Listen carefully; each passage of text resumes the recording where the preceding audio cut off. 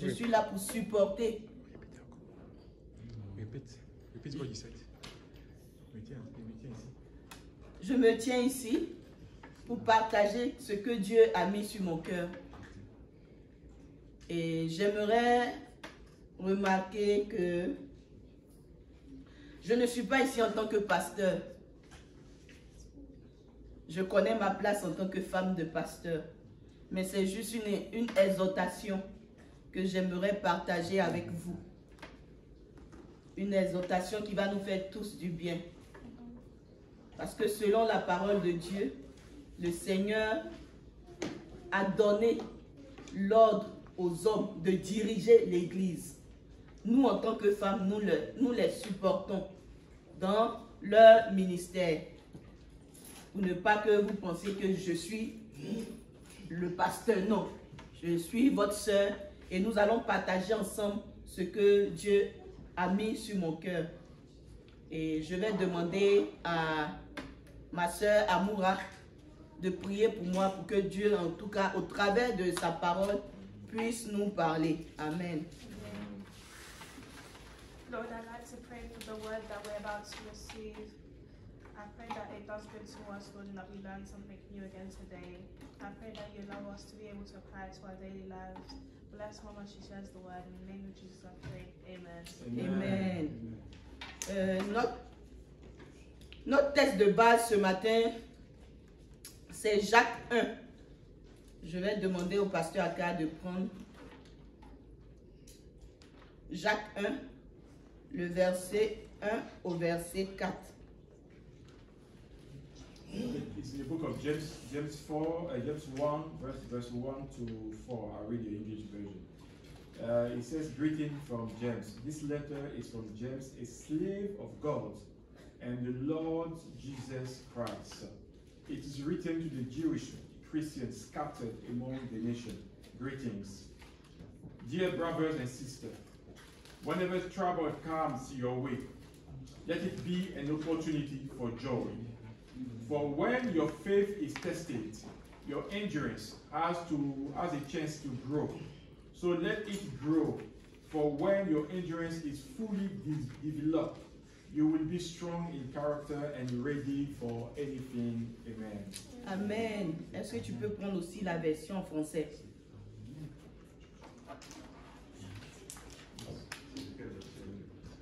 Jacques.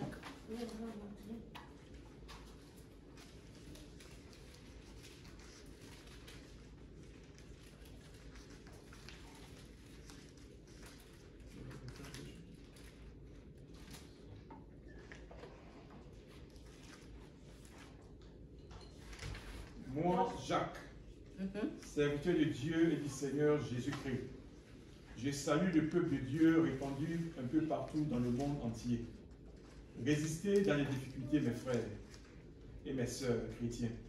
Quand vous rencontrez des difficultés de toutes sortes, soyez très heureux. Vous le savez, si votre foi reste solide dans les difficultés, celles-ci vous rendent plus résistants. Il faut que vous résistiez jusqu'au bout. Alors vous serez vraiment parfait et vous ne manquerez de rien. Amen. Amen. Et ce matin, j'aimerais vous entretenir sur le sujet de la persévérance. De la persévérance. Dans un premier temps, qu'est-ce que c'est que la persévérance? Et c'est une question que je lance à tout le monde. Pour vous, quand on dit je persévère, qu'est-ce que cela signifie? What does it mean for you when I'm talking about perseverance? So, is a sharing, yeah? Not giving up. Not giving up, very good. Ne pas abandonner. Est-ce qu'il y a d'autres synonymes du mot insister, comme il a dit? Insister, ça aussi, c'est une très belle définition. Long suffering. Long suffering. Long suffering. La patience. Tout ça, ce sont de très belles définitions de la persévérance. Et quand j'ai cherché dans le dictionnaire, il est écrit que la persévérance, c'est un effort continuel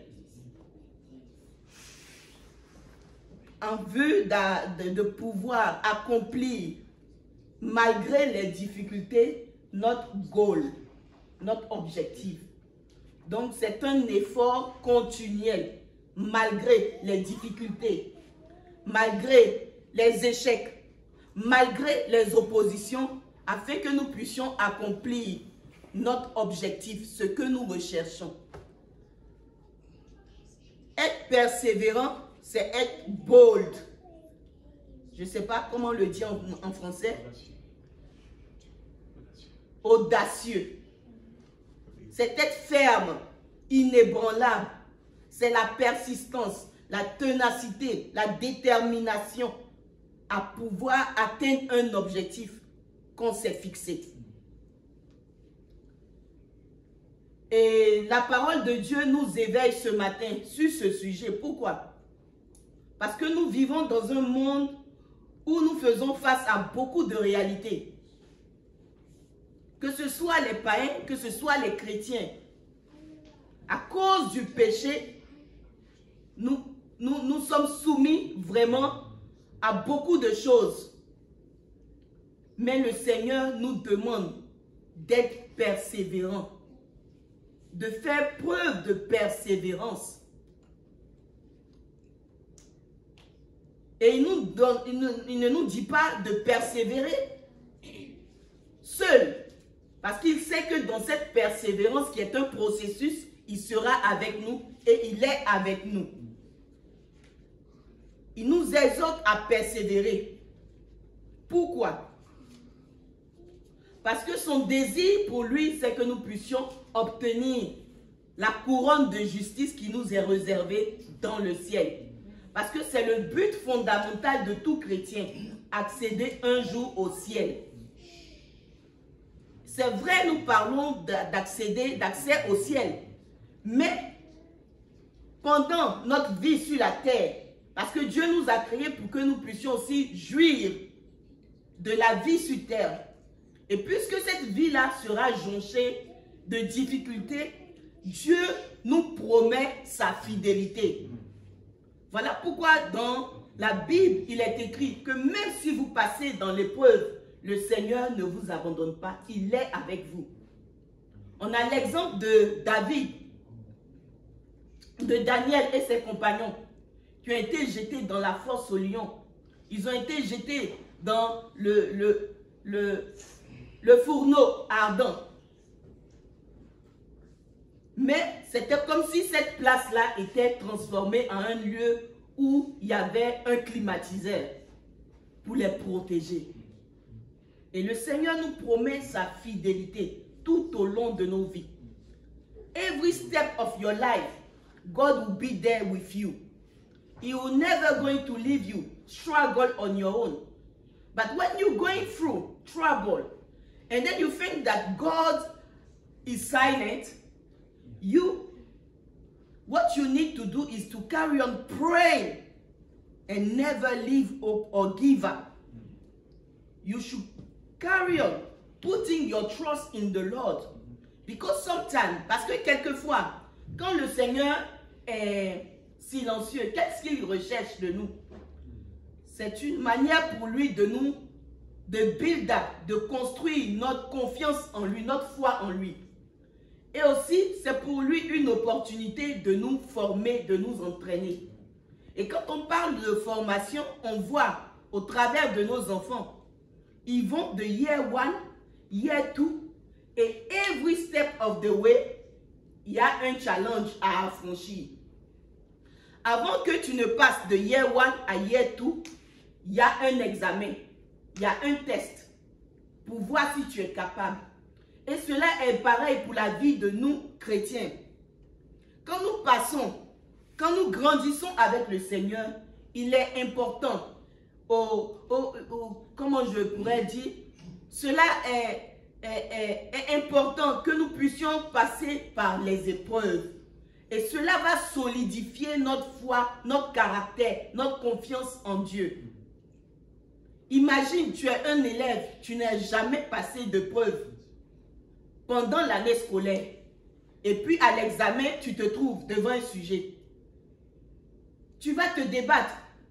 Mais quand tu as appris à avoir des devoirs constants, des challenges, et que tu as passé d'étape à étape, cela te construit. Cela te construit. Et quand tu es devant une épreuve plus grande, tu es capable de surmonter cette épreuve et avoir le succès. Et j'aimerais ajouter que à la fin de chaque épreuve, il y a un résultat. Et parce que nous avons Jésus avec nous, on est rassuré que notre résultat sera positif. Nous aurons le succès.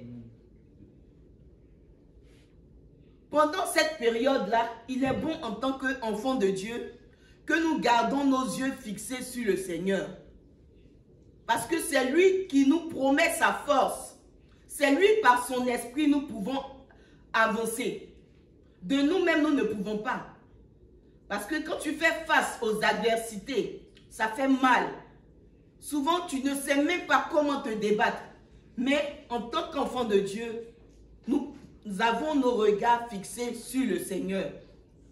Voilà pourquoi la parole de Dieu nous exhorte à persévérer. Et comme Jacques pouvait le dire, dans ce chapitre que nous venons de lire, dans le livre de Jacques 1, versets 2 à 4, mes frères et sœurs, considérez comme un sujet de joie complète les diverses épreuves auxquelles vous passez, les diverses épreuves auxquelles vous pouvez être exposés, sachant que la mise à l'épreuve de votre foi produit la persévérance. La mise à l'épreuve de votre foi produit la persévérance. Mais il faut que la persévérance accomplisse parfaitement sa tâche. Quand nous persévérons, il y a un changement, il y a un effet. Ça produit en nous la patience. Ça produit en nous cette qualité de homme et de femme sereins, imperturbables. Ça nous donne vraiment un caractère solide.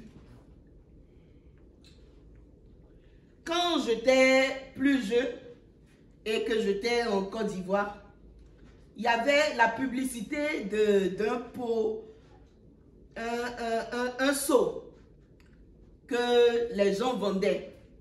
Et pour montrer la résistance de ce matériel en caoutchouc, le vendeur il venait dans le marché et on l'appelait incassable. Il prenait le seau, il l'enroulait, il tordait le seau, il jetait le seau à terre. Mais le seau ne se cassait pas. C'est pour dire que ceux qui ont fabriqué ce seau, ceux qui ont confectionné cet objet-là ont pris le temps de travailler afin que cet objet soit résistant. Et c'est ce que Dieu attend de nous. Et c'est ce que la parole de Dieu fait dans nos vies. Afin que nous soyons résistants quand les tempêtes, quand les tribulations viendront. Afin que vous soyez parfaitement qualifiés, sans défaut, et qu'il ne vous manque rien. Donc la persévérance, ce n'est pas quelque chose de mauvais. C'est quelque chose qui est pour notre bien. C'est quelque chose qui est pour notre bien. Ce n'est pas facile. Quand tu traverses une épreuve, ça peut prendre du temps. Certaines épreuves vont prendre un jour, d'autres vont prendre 2 jours, d'autres vont prendre des années.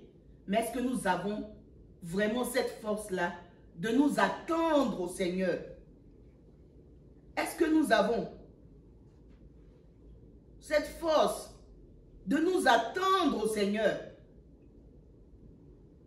Est-ce que nous n'allons pas chercher les raccourcis comme Sarah? Sarah a voulu chercher son raccourci. Mais le raccourci de Sarah a causé aujourd'hui le problème de toute l'humanité. Quand Dieu a promis l'enfant à Abraham, et que ça tardait, la promesse tardait, qu'est-ce que Sarah, sa femme, a conseillé? Tu prends ma servante, tu couches avec elle, parce que moi, je suis déjà vieille, je ne peux pas enfanter. Prends ma servante, couche avec elle, elle va te faire un héritier. Et Abraham, qu'est-ce qu'il a fait? il a écouté les conseils de sa femme. Il est sorti avec la servante et ils ont eu Ismaël. Et d'Ismaël descendent tous ces Arabes aujourd'hui qui malheureusement provoquent des conflits partout. Donc allons-nous faire comme Sarah, chercher les raccourcis quand nous passons par des difficultés, ou allons-nous nous attendre à l'Éternel des armées? Et ce matin, j'aimerais encourager tout un chacun de nous, quelles que soient vos réalités. Le Seigneur te demande de persévérer. Parce que la parole de Dieu nous dit que c'est celui qui persévérera jusqu'à la fin qui sera sauvé. La situation par laquelle tu passes, si tu persévères jusqu'à la fin, il y aura une solution. Peu importe, que ce soit les problèmes de maladie, que ce soit les problèmes de statut, que ce soit les problèmes de papier, l'avenir de tes enfants, tes projets, compte sur le Seigneur. Compte sur le Seigneur parce qu'il est souverain, il n'abandonne jamais ses enfants. Quand il est silencieux, ce n'est pas parce qu'il ne nous entend pas. Mais il y a quelque chose, il y a une leçon qu'il veut que nous apprenions au travers de son silence. Quand je prends mon propre exemple, on a passé combien de temps avant d'avoir nos papiers dans cette nation? Tous nos amis, ceux qui étaient venus même après nous, eux tous, ils avaient les papiers. Ils étaient logés. Mais nous, on est restés là. On n'a pas voulu se compromettre. Si je partais, par exemple, mentir que j'ai été maltraité, j'ai été persécuté en Afrique, voilà, peut-être que sur cette base-là, on allait me donner les papiers. J'avais même un collègue congolais qui m'a dit, ah, je connais un solliciteur, il peut te fabriquer ton histoire. Quand l'immigration va te lire, ils vont te donner en même temps les papiers. Mais cette histoire-là allait être bâtie sur le mensonge. Et plus tard, le diable allait me rappeler, tes papiers tu as eu là, c'est parce que tu as menti. Mais étant donné que je suis un enfant de Dieu, j'ai dit non. Ça n'a pas été facile. Il y a des moments où on n'avait pas à manger. Ça n'a pas été facile. Un jour, quand mon fils Ebenezer, il était petit, on priait tellement parce que nous tous, on était dans une chambre avec les enfants. Et ce n'est pas facile, en tant que parent, de partager la même chambre avec tes enfants. Et il a dit, mais maman, c'est quand est-ce que notre situation va changer? Que tu ne penses pas que Dieu, il est trop loin. On le prie, il est trop loin. Je lui ai dit, continuons de prier. Et on a prié. Mais aujourd'hui, après 20 ans, c'est après 20 ans qu'aujourd'hui, on a eu le Citizen British. 20 ans. C'est pas 20 jours, hein. 20 ans. Et quand les situations viennent, si tu n'apprends pas à déposer ça sur Jésus, tu vas te détruire. Tu vas dire, le Seigneur ne m'aime pas. Tu vas regarder à d'autres personnes. Tes épreuves ne peuvent pas être comparées à l'épreuve de telle personne. Tes réalités ne seront jamais. Parce que Dieu a un parcours pour chacun de nous.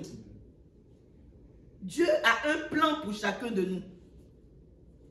Ce que Ebenezer peut faire face à ne peut pas être la même chose que David. Et c'est comme ça devant le Seigneur. Mais dans chacune de nos épreuves, quelle que soit notre année de conversion, quel que soit notre background, quelle que soit notre nationalité, quelle que soit la couleur de notre peau, Dieu a un plan pour la vie de chacun de nous. Amen. Amen. Donc, en tant qu'enfant de Dieu ce matin, j'aimerais nous exhorter à garder nos regards fixés sur le Seigneur, à ne jamais give up. Même si on t'a dit que ton enfant il ne va jamais être quelqu'un, toi regarde à Jésus, annule tout ce que les gens sont en train de te dire. Tu ne vas jamais réussir dans ta vie, annule ces choses. Parce que ces personnes qui disent ces choses-là, ils n'ont pas la primauté sur ta vie. Ils n'ont pas le dernier mot. c'est pas à cause de ces personnes-là que tu vives. La seule personne qui a le droit sur ta vie, c'est l'Éternel des armées. Et c'est lui en qui nous croyons. C'est celui en qui nous croyons. Que ce matin, vraiment, nos regards soient fixés sur le Seigneur.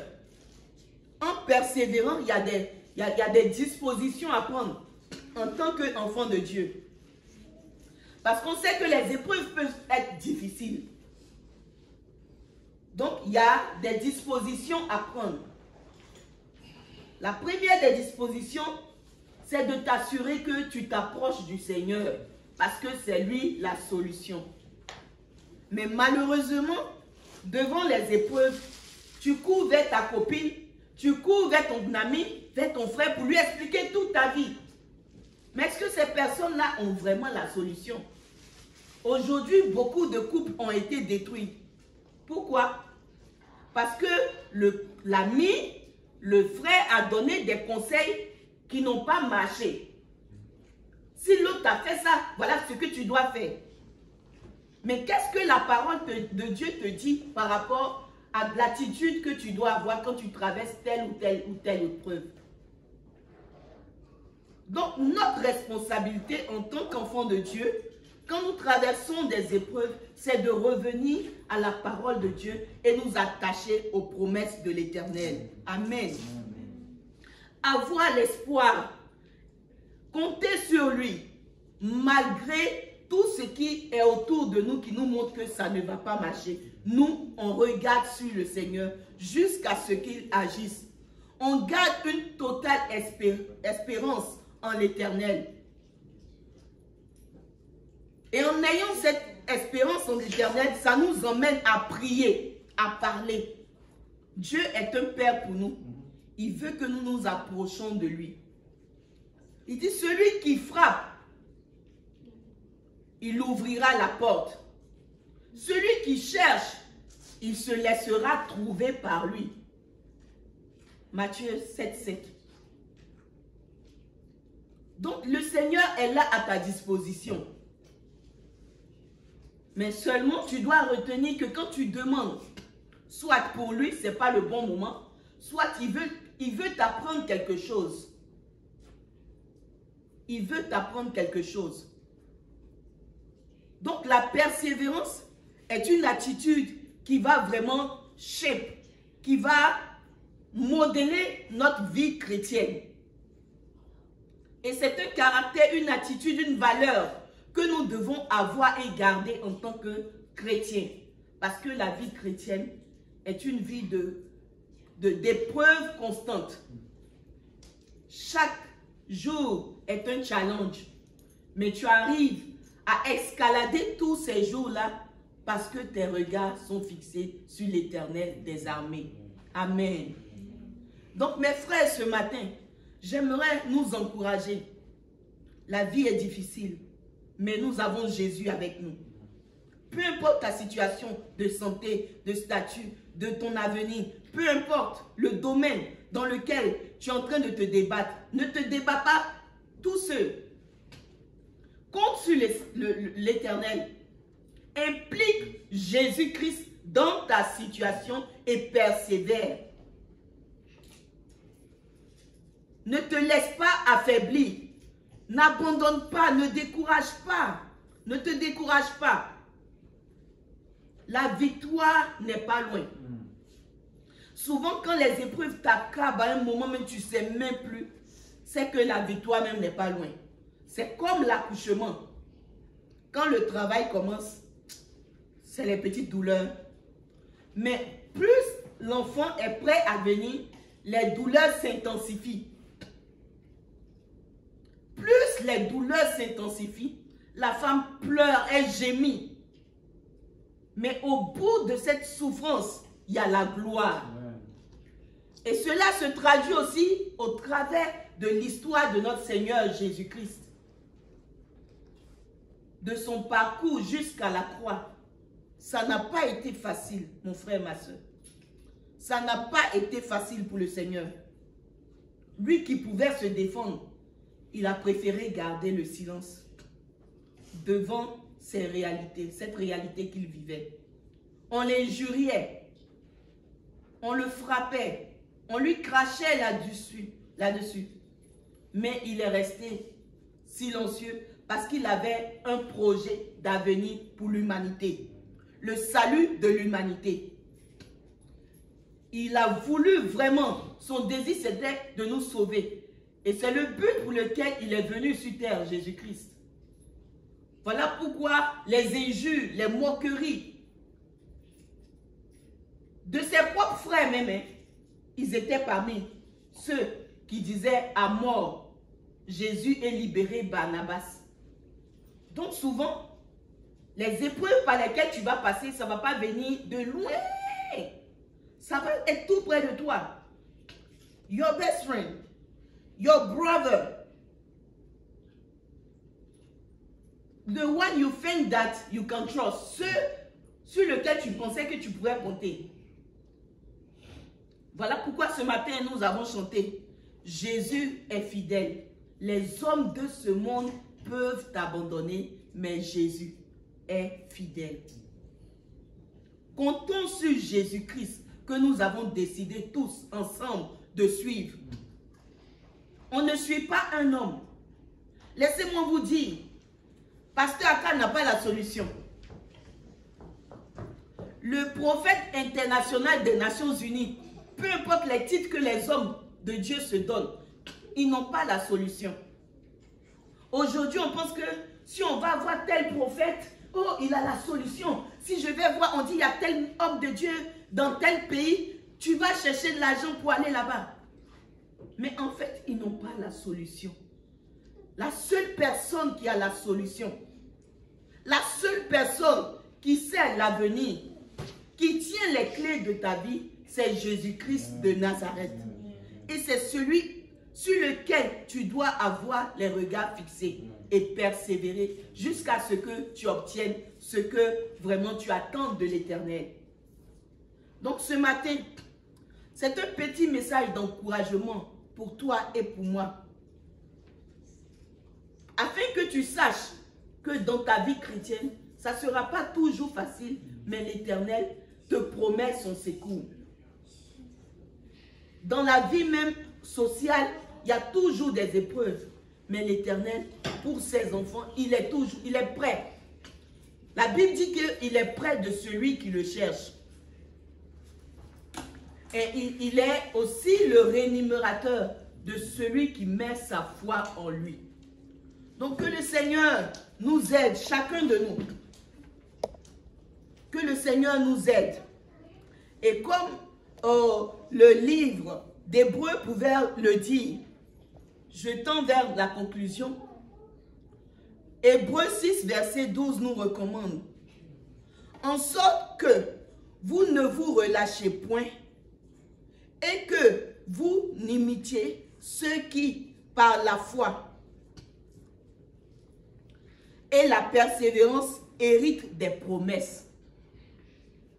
Le Seigneur veut que nous imitons ceux qui, par la foi, ont hérité des promesses. Qu'est-ce que c'est que la foi? La foi est une ferme assurance des choses qu'on espère et une démonstration de celles qu'on ne voit pas.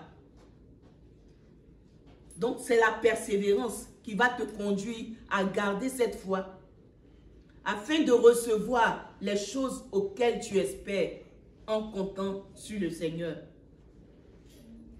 Celui qui se relâche, celui qui perd l'espérance, celui qui abandonne.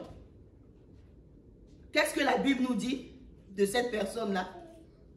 Il est frère de celui qui détruit.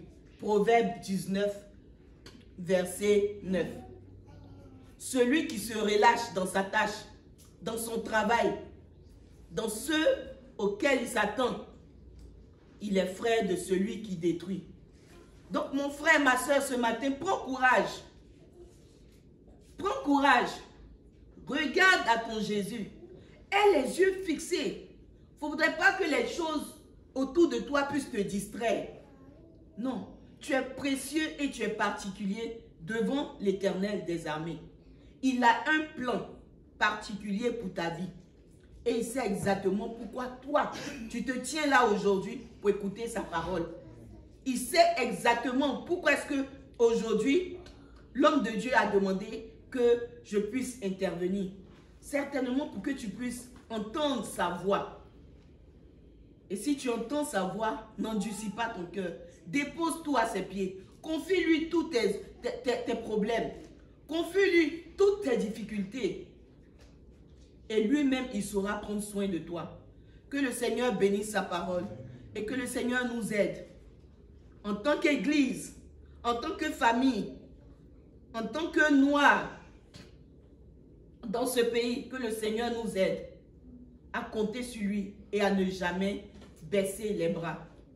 Et pour terminer, je vais prendre l'exemple d'un athlète qui m'a beaucoup marqué, ou quelqu'un qui est renommé dans le domaine du sport, qui m'a beaucoup marqué. Et cette personne, c'est Hamilton Lewis. Il a été le seul noir.